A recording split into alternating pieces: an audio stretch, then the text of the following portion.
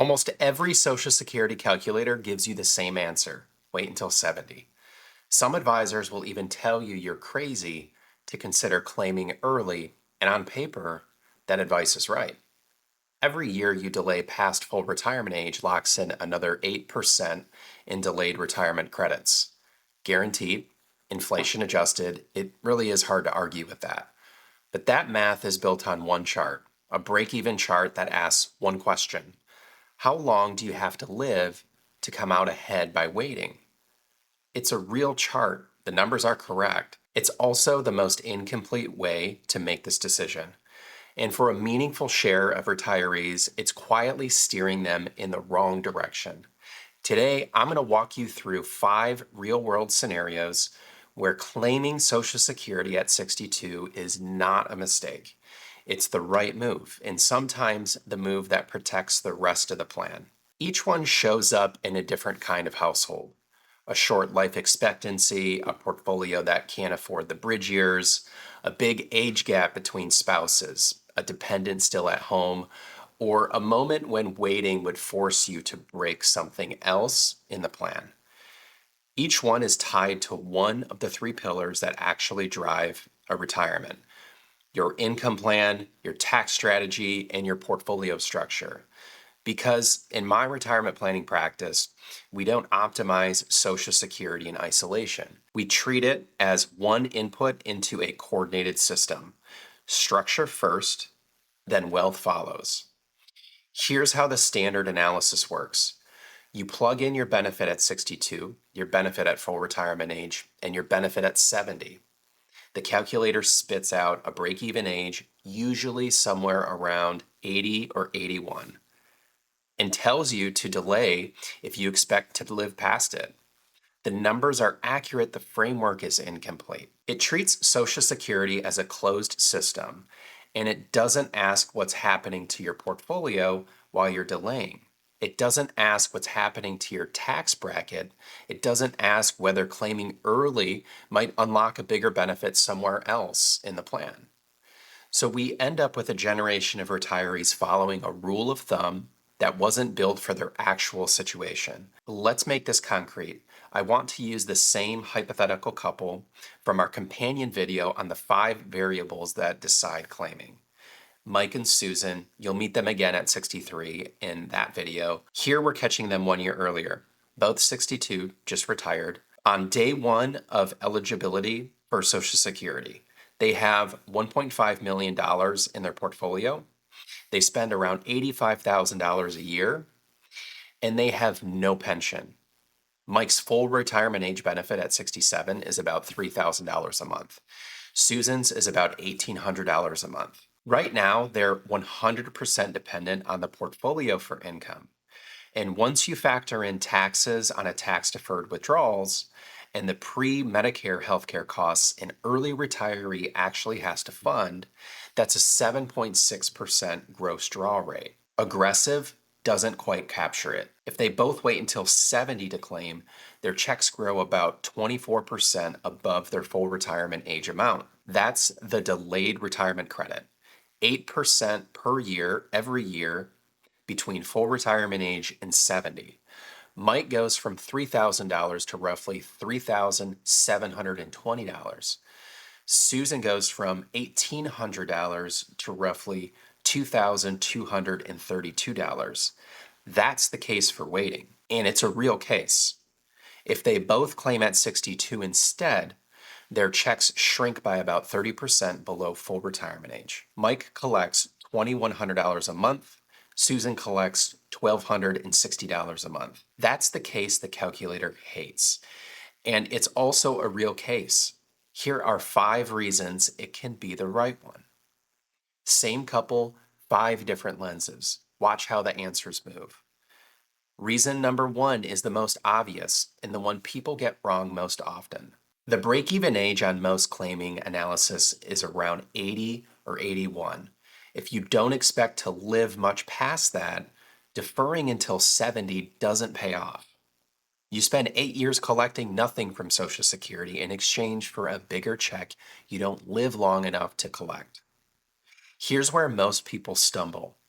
They look at the US average life expectancy, somewhere around 79, and they assume they shouldn't expect to live longer than that. That's the wrong number. 79 is the life expectancy at birth. Once you've made it to 62, your remaining life expectancy is closer to another 20 years for men and 22 years for women. So, unless you have a specific reason to believe yours is shorter, and some people do, the headline number is misleading you in the wrong direction. But if you do have a reason, a serious health condition, a strong family pattern of shorter lifespans, claiming early stops being a math problem and starts being a structure problem. It's the income pillar saying, turn this on now because the calendar is the constraint, not the spreadsheet. For Mike and Susan in our example, change one variable. Imagine Mike has a serious health concern that materially shortens his expected lifespan. Suddenly, the question for Mike isn't how do I maximize my benefit if I live until 95? The question is how much benefit do I actually collect at all? And the answer changes because longevity is the easy one. Reason two is where the math actually breaks for most retirees. Before we get into reason two, quick housekeeping. If this framing is making the decision feel different than you've been told, hit subscribe. This whole channel is built around showing you the actual mechanics behind retirement decisions like this one. Taxes, portfolio structure, Social Security, withdrawals, all coordinated, not in isolation. And drop a comment with which of the 5 reasons you've been wrestling with most. It actually shapes what we cover next. Okay, so reason 2 is the one I think about most when a couple walks in already convinced they should wait.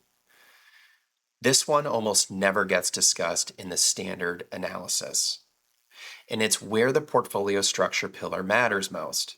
If you retire at 62 and decide to delay both Social Security checks until 70, that math has to come from somewhere. For most retirees, somewhere is the portfolio. They draw 8 extra years of income out of investments to bridge their bigger Social Security check. It's not free. Let's put a number on it for Mike and Susan. They need about $114,000 a year of gross income to fund their lifestyle once you factor in taxes and the buffer the plan needs. If they delay both Social Security checks for 8 years, that's roughly $912,000 they have to pull from the portfolio just to bridge the gap. That's before inflation, before market returns. Either way, on a $1.5 million starting portfolio, that's a meaningful chunk. And every dollar they pull out is a dollar that's no longer compounding. Now compare that to a version where Mike and Susan claim early. Mike at 62 collects $2,100. Susan at 62 collects $1,260. That's $3,360 a month, or about $40,000 a year flowing in from Social Security. Their gross portfolio draw drops from roughly $114,000 a year to about $74,000 a year. Once Social Security is doing the work it was designed to do, the portfolio doesn't have to stretch as far. The 7.6% draw rate becomes about 5%. Sustainable, durable, and resilient to a bad market in the first few years of retirement. I want to be careful here. Markets aren't guaranteed. There's no promise that money left invested outperforms the locked in 8% in delayed retirement credits you get for each year you wait past full retirement age. In some periods, delaying wins. In others, the portfolio wins. The point isn't that one is always right. The point is that the standard claiming analysis doesn't even ask the question. If your portfolio structure is built carefully, short-term bonds and cash for near-term spending, growth equities working for the long run, then the cost of those bridge years is measurable. And in some cases, claiming early so the portfolio can stay invested produces a better total outcome than the bigger check at 70 ever would. That's the math problem. But reason 3 is where this gets really interesting, specifically for couples. This one applies to couples, and it's specifically advice for the spouse with the longer expected life. Here's the framing. When one spouse passes away, the surviving spouse keeps the higher of the two Social Security retirement benefits. That's the survivor benefit. So if your spouse is older than you or has a meaningfully shorter expected life, the question shifts entirely. It's not really when do I maximize my own benefit? It becomes when do I switch over to the survivor benefit and what's the smartest thing to do until that happens? Let me make that concrete with a different version of Mike and Susan. Same couple, but now imagine Mike is 75 and Susan is 62. Mike has been collecting his $3,000 benefit for years. Susan is the one trying to decide what to do. If she delays to 70, she collects nothing for 8 years. If Mike passes away in, say, 10 years, Susan will be 72. She switches over to the survivor benefit equal to Mike's full check, which was around $3,000. Susan's own benefit at 70 would have been about $2,232 per month. But once Mike passes, she steps up to the survivor benefit. Mike's $3,000, which is bigger than her own benefit ever would have been. So the question becomes, what does Susan do with the years between 62 and 72? If she delays, she collects zero.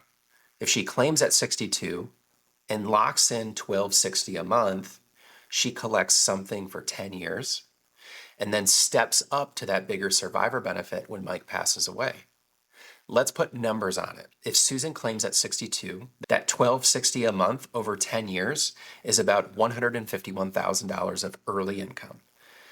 If instead she delayed to her own age 70, she'd collect 24 months of her own benefit at $2,232, which is about $53,000 before Mike passes, and she switches over to the survivor benefit. The net advantage of claiming early in this scenario, roughly $97,000 in her hand before the survivor benefit ever kicks in. After Mike passes, both paths converge. She's at the same survivor benefit either way. The analysis isn't running her benefit out to 95, it's running it out to whenever the survivor benefit kicks in. In households with a meaningful life expectancy gap, claiming early on the longer living spouse can put real money in the door without giving up on the back end. That's income pillar work intersecting with tax pillar work, and the standard calculator misses it almost every time. Reason 4 needs a slightly different Mike. Same career, same $3,000 a month full retirement age benefit. But imagine he has a 15-year-old at home from an earlier marriage. Now, claiming at 62 isn't just about Mike's check. It can unlock a child's benefit alongside it. A dependent child can collect up to 50% of the worker's full retirement age amount, subject to a family maximum, until they're 18 or 19 if still in high school. For Mike, that's potentially up to $1,500 a month for his son. 3 years of eligibility times 12 months means tens of thousands of dollars of additional household income, money that simply disappears if Mike waits. The same logic extends to a disabled adult child whose disability began prior to age 22, where the benefit can continue indefinitely. There's also a spousal version of this. Your spouse can't claim a spousal benefit until you've claimed your own. So if your spouse is eligible for a meaningful spousal benefit, your claiming decision isn't just yours, it's the gate that opens theirs. These aren't the most common cases, but when they apply, they reframe the whole question. You're not asking, when do I maximize my benefit? You're asking, when does our household maximize total benefits? Those can be very different answers, and it's the income pillar saying, run the household numbers, not the individual ones. One more, and reason 5 is the one most people don't see coming until it's too late. Reason 5 is the safety net reason, the one that comes up when waiting would force you to break the rest of the plan. If the choice in front of you is option A, claim at 62 and lock in a permanently smaller benefit, or B, delay until 70, but in the meantime, take on credit card debt, force untimely Roth withdrawals, sell long-term investments at the wrong moment in a downturn, or skip funding the things that keep your retirement healthy.